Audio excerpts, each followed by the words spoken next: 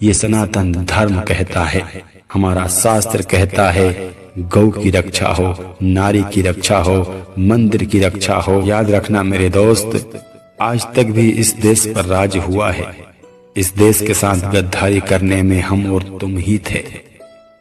किसी के पास पैसा है, लोग उसकी जाति नहीं देखते हैं, धर्म और मजहब नहीं देखते हैं, हम उसके गुलाम बन जाते हैं, उसके तलवे चाटते हैं। जो वो भौंकता है वही हम भौंकते हैं।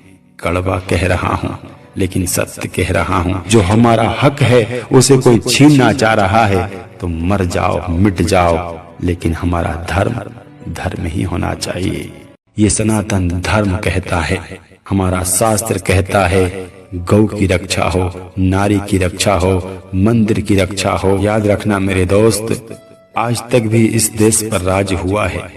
इस देश के साथ गद्दारी करने, किसी पर भरोसा हद से भी ज्यादा मत करो।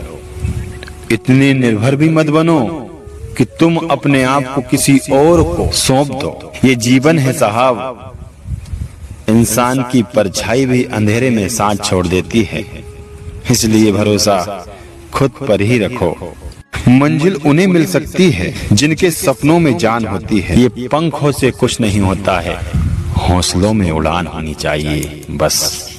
किसी पर भरोसा हद से भी, रामायण सिखाती है कि सीता अगर सोने के हिरण की मांग करती है तो मर्यादा पुरुषोत्तम राम जैसे महापुरुष का विछड़ना निश्चित है। इस बात को समझदारी से समझें। ज्यादा मोह आपको वहां ले जा सकता है जहां आपको रोना ही पड़ेगा, अपनों से बिछड़ना ही पड़ेगा। इसलिए जो भी ख्वाहिश हो सीमित होना चाहिए, असीमित दुख ही देता है। रामायण सिखाती है कि सीता अगर भूल गए लोग तो भूल जाने दो, उनका बुरा वक्त आने दो, सब याद करेंगे।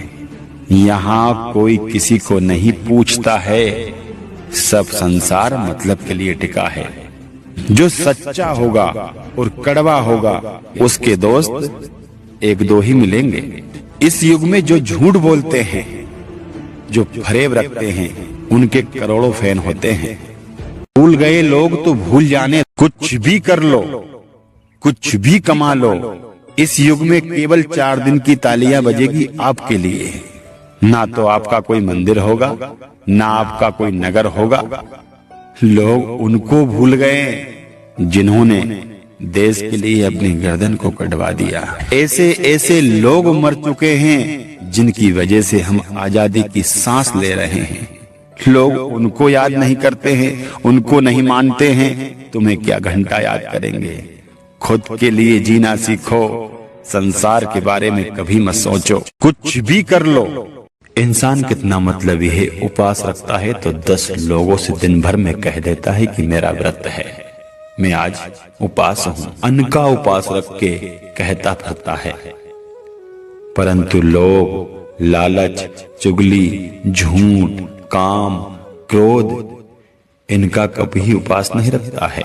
जो दुष्ट कर्म है उनका जो उपवास रखता है प्रभु को वो ही पाता है और वो ही दुखों से बाहर निकलता है। वरना अन्न को त्यागने से तुम कभी भी अच्छे नहीं बन सकते हो। तुम्हारे मन में तो गंदी हीन भावना भरी है, अन्न त्यागने से दूर नहीं होगी। इंसान कितना मतलबी है। जिस बेटी को घर में संस्कार मिले हैं, जिस बेटी ने भगवान श्री राम की मर्यादा को पहचाना है, जिस बेटी ने भगवान श्री कृष्ण के उपदेश सुने हैं, जिस बेटी ने बाप बेटे का प्यार देखा है, जिस बेटी ने सास और बहू का संस्कार देखा है, वो बेटी विवाह के बाद घर बिगाड़ती नहीं है, वो घर को घर नहीं स्वर्ग बना देती है। जिसने तमाम बुराइयां, तमाम झगड़े, तमाम नशे पत्ते घर में देखे हैं, उससे कभी उम्मीद मत करना कि वो आपको कभी सुकून की रोटी खाने दे। नहीं, जैसा भैंस होता है वैसा ही इंसान देश बसाता है। जिस बेटी को घर में संस्कार मिले हैं, जिस बेटी ने भगवान, लोग चादर से ज्यादा पांव फैलाते हैं, एक वक्त वो आता है कि वो लोगों के सामने हाथ फैलाने लगते हैं। यहाँ दुनिया वो है, एक बार देकर एहसान 10 बार सुनाती है। इसलिए ईश्वर से दुआ करो, हे ईश्वर, नमक रोटी खाकर जिंदगी को व्यतीत कर देना, लेकिन इतनी सी दया करना कि हम किसी के आगे भीख ना मांगे। राधे राधे। 7 फेरे लेने के बाद में कोई शादी नहीं होती है। विवाह होने के बाद कोई पराया अपना नहीं होता है। ये रिश्ते तो दिल से निभाए जाते हैं, वरना यहाँ कभी तो औरत को मार दिया जा रहा है, कभी आदमी आत्महत्या कर रहा है और उसको भी मार दिया जा रहा है। हर यार यहाँ वफादार नहीं होता है। ये तो दिल मिलने की बात है साहब। 7 फेरों के बाद कौन कहता है कि प्यार होता है। 7 फेरे लेने के बाद में कोई शादी नहीं होती। कामयाब इंसान वो होता है जो एक का 10 बनाने का सोचता है। कामयाब इंसान वो होता है जो थोड़ा सा ही उठता है और बस धन्यवाद प्रभु का करता है।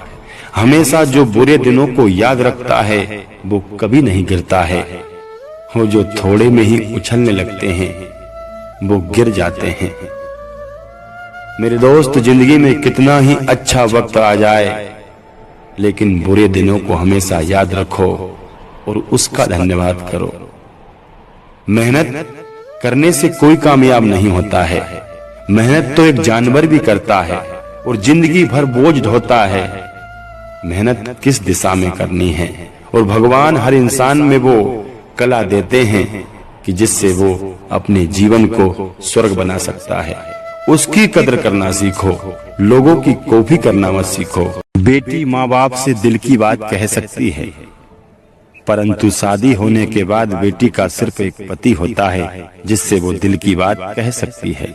अगर पति सुनने वाला है तो ही बेटी दिल की बात कहेगी, वरना बात सुनकर जो पति मजाक बना ले, जो पति इधर से सुनकर इधर से बात निकाल दे, तो भैंस के आगे बीन बजाने से फायदा नहीं है। किसी का दर्द समझो, किसी की दिल की बात समझो, किसी की छोटी छोटी ख्वाहिश को समझो। ये पति का धर्म है। और किसी को समझो मत समझो, भाड़ में जाने दो, लेकिन जो तुम्हारे साथ जिंदगी जी रही है, जिसके तुम सब कुछ हो, उसकी तो सुनिए।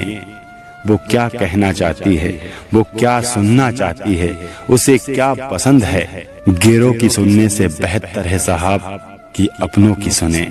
नारी के भीतर, चाहे वह कितनी भी गुणी और समर्थ क्यों न हो, कुछ स्वाभाविक कमियां पाई जाती हैं।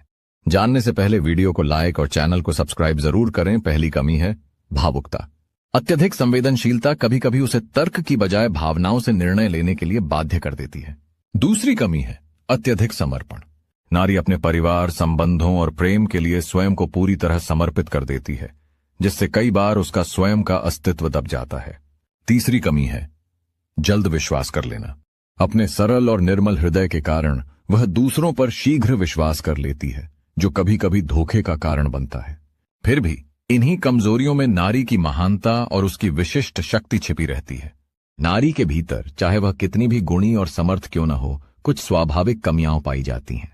जानने से पहले औरत के पांव के अंगूठे पर बाल होना इन 3 बातों की ओर इशारा करता है। आइए जानते हैं उससे पहले। हे माता दुर्गा, आपसे प्रार्थना है कि जो भी व्यक्ति इस वीडियो को लाइक, सब्सक्राइब करे और कमेंट में अपने नाम का पहला अक्षर लिखे, उसकी मनोकामना 1 महीने में पूरी कर देना। शास्त्र के अनुसार स्त्री के पैर के अंगूठे पर बाल होना शुभ संकेत है। ये धन, समृद्धि, भाग्य और समाज में सम्मान का प्रतीक माना जाता है। ऐसे संकेत जीवन में सकारात्मकता और सफलता का संकेत देते हैं, अथवा ऐसी स्त्री दयालु और शांत स्वभाव की होती है। औरत के पांव के जो मर्द अपनी पत्नी से सच्चा प्यार करता है, वह उसे केवल एक साथी नहीं बल्कि अपने जीवन का अभिन्न हिस्सा मानता है। जानने से पहले वीडियो को लाइक और चैनल को सब्सक्राइब जरूर करें। वह उसकी भावनाओं का सम्मान करता है, उसकी खुशियों और दुखों को अपना समझता है। ऐसा पुरुष पत्नी के सपनों को अपने सपनों की तरह संजोता है और हर कदम पर उसका समर्थन करता है। वह जानता है कि प्रेम केवल शब्दों से नहीं बल्कि छोटे छोटे व्यवहारों से भी प्रकट होता है। एक मुस्कान, एक सहारा, एक चुपचाप दिया गया विश्वास। वह पत्नी की स्वतंत्रता और आत्मसम्मान का ध्यान रखता है और उसे बराबरी का स्थान देता है। सच्चा प्रेमी मर्द अपने रिश्ते में भरोसे, ईमानदारी और आदर की नींव पर एक मजबूत जीवन का निर्माण करता है, जहां दोनों साथ मिलकर जीवन के हर रंग को जीते हैं। जो मर्द अपनी पत्नी से घर में बेटी कुंवारी है तो यह 2 बातें ध्यान में रखना, माँ बाप, वरना पछताना पड़ता है। दोस्तों, माँ बाप को अपनी कुंवारी बेटी को रात के वक्त अकेले दूर भेजने की आदत नहीं डालनी चाहिए। यह आदत माँ बाप को परेशानी में डाल देती है। और दूसरा है, माँ बाप को अपनी बेटी को कुंवारी अवस्था में अधिक धन नहीं देना चाहिए। यह आदत भी माँ बाप को घर में सड़क पर गिरे नोट या सिक्के मिले तो ये 3 गलतियां भूल कर भी ना करना बेटा, नहीं तो तेरा सत्यानाश हो जाएगा। जानने से पहले वीडियो को लाइक करके चैनल को सब्सक्राइब करें। नंबर 1, अगर आपको कभी सड़क पर पैसे गिरे मिले हैं तो उनको अनदेखा न करें, क्योंकि इसमें मां लक्ष्मी का अपमान होता है। नंबर 2, अगर आपको घर से जाते समय नोट या सिक्का गिरा मिलता है सड़क पर, तो इसे अपने कामकाज वाली जगह पर रख दें।